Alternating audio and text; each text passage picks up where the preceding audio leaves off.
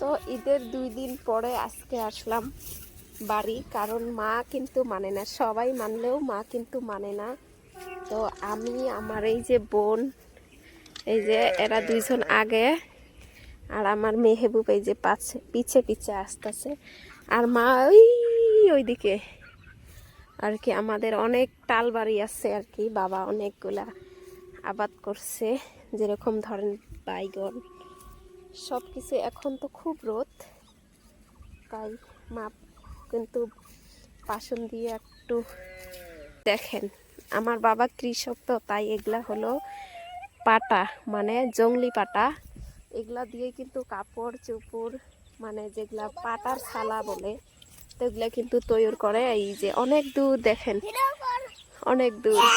যখন বড় বড় হয়ে যাবে তখন এগুলা আর কি কেটে কেটে সুন্দর করে পানি জাগ দিয়ে দিয়ে শোলা হয় আর কি। এগুলা দিয়ে কিন্তু ভাত রান্ধি আমরা সবাই, মানে আগুন জ্বালানোর জন্য সাহায্য করে আর কি। এগুলা দেখেন গাইস,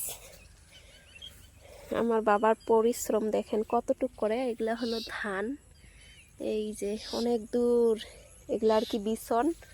আর এই যে দেখেন তাল বাড়ি। এই কৃষক মানুষের না অনেক অনেক কষ্ট। তারপরে এই যে দেখেন বাঁশ দিয়ে কত সুন্দরভাবে জাংলি দিয়ে দিছে। তো হতে পারি আমি কৃষকের মেয়ে, কিন্তু আমাদের বাড়ি এই কাজগুলা কিন্তু নাই। আর সব কিছু বাড়ির খাওয়া এদের।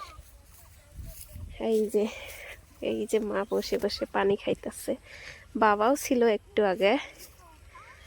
আর এগুলা দেখেন, এগুলা